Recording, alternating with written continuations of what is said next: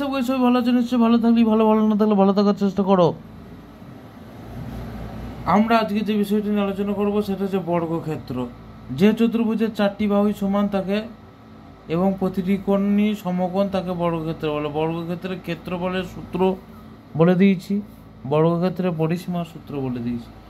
বর্গক্ষেত্রের ক্ষেত্রফল সমান বাহু স্কয়ার, আর বর্গক্ষেত্রের পরিসীমা সমান 4 ইন্টু একটি বাহুর দৈর্ঘ্য।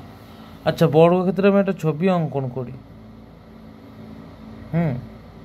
মনে করি এ এ এ আর এগুলো কত ডিগ্রি করে? 90 ডিগ্রি। চারটি বাহু সমান তো, তাই আমি একক করে লিখে দিলাম, এ এ এ করে লিখলাম।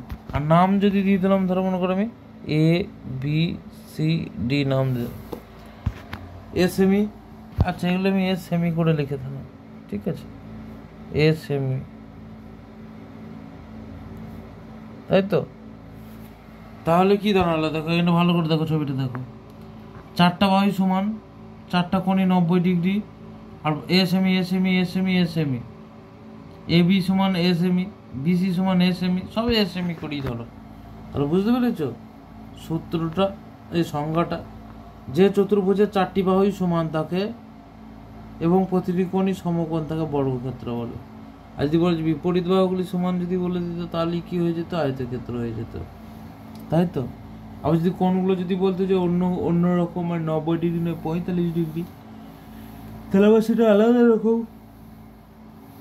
দেখতে হয়ে যেত। সেগুলো সম্পর্কে বোঝাবো একদিন, বলবো, ওগুলো দরকার জানার।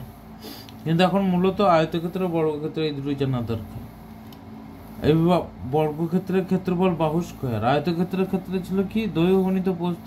এখানেও তাই, দৈর্ঘ্য বাহুই যদি হয়, প্রস্থ যদি বাহুই হয়, তাহলে বাহু যদি গণিত বাহু হয়, তাহলে বাহু স্কয়ার হয়ে গেল।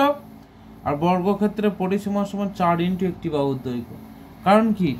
এই বাহু এই বাহু এই বাহু এই বাহু, চারটা বাহু।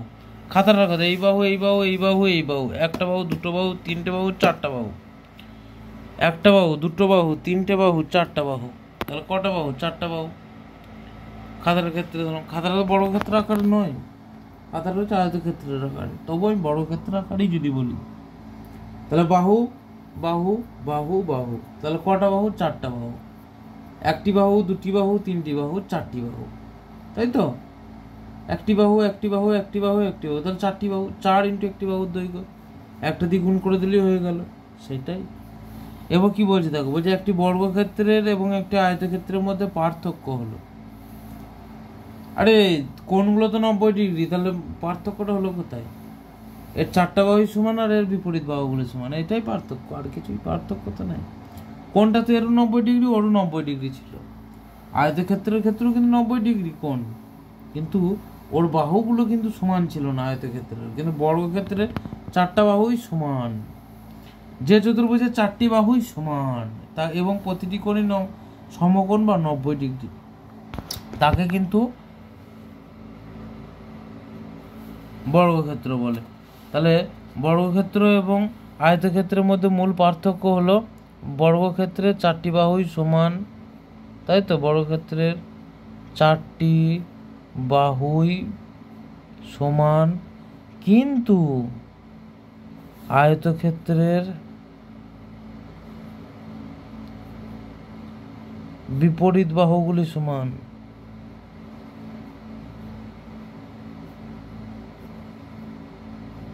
তাই না? হ্যাঁ। একটি বর্গক্ষেত্রের বাহুর দৈর্ঘ্য 5 সেমি হলে তার ক্ষেত্রফল ও পরিসীমা নির্ণয় করো। আমরা জানি সেম প্রসেস, আমরা জানি বর্গক্ষেত্রের পরিসীমা সমান 4 ইন্টু একটি বাহুর দৈর্ঘ্য, তাই তো। এরকম ব্র্যাকেটে দিলাম, একক দিয়ে দিলাম, 4 ইন্টু 5 সেমি 20 সেমি। এখানে অতএব এখানে বর্গক্ষেত্রের পরিসীমা সমান এটা 20 সেমি। আমরা তাহলে দেখো বাহুর দৈর্ঘ্য দিয়ে পরিসীমা বার করে দিলাম। আমরা জানি বর্গক্ষেত্রের পরিসীমা সমান 4 ইন্টু একটি বাহুর দৈর্ঘ্য। এখানে একটি বাহুর দৈর্ঘ্য কত বলেছে? 5 সেমি বলেছে। তাই এখানে বর্গক্ষেত্রের পরিসীমা 4 ইন্টু 5 সেমি সমান 4 5 20 সেমি। এবার যে আমরা একটি বর্গক্ষেত্রের বাহুর দৈর্ঘ্য 5 সেমি হলে তার কি বলেছে? ক্ষেত্রফল পরিসীমা বার করো। পরিসীমাটা বার করা হলে ক্ষেত্রফল বার করব। আমরা জানি বর্গক্ষেত্রের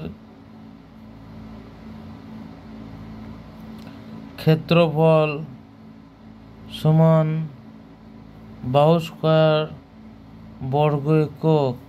এখানে 5 স্কয়ার সমান 25 বর্গ সেমি। অতএব এখানে বর্গক্ষেত্রটির ক্ষেত্রফল সমান 5 স্কয়ার। তাই তো? এই তো অঙ্ক, আর কিছুই নেই। এখানে দেখো বর্গক্ষেত্রের ক্ষেত্রফল বার করতে বলছে। আমরা বর্গক্ষেত্রের ক্ষেত্রফলের সূত্র কি জানি? প্রথমে আলোচনা করলাম বর্গক্ষেত্রের ক্ষেত্রফল বাহু স্কয়ার, কারণ বাহু গণিত বাহু। আয়তক্ষেত্রে ছিল দৈর্ঘ্য প্রস্থ, দৈর্ঘ্য গণিত প্রস্থ। এখানে তো বাহু চারটাই সমান, বাহু গণিত বাহু, বাহু স্কয়ার, ব্যাস হয়ে গেল। 5 স্কয়ার সমান 25 বর্গ সেমি। 5 হলে 6 হলে 36 হতো, 7 হলে 49 হতো। এই তো অঙ্ক। সবাই একটু সাবস্ক্রাইব করে দিও।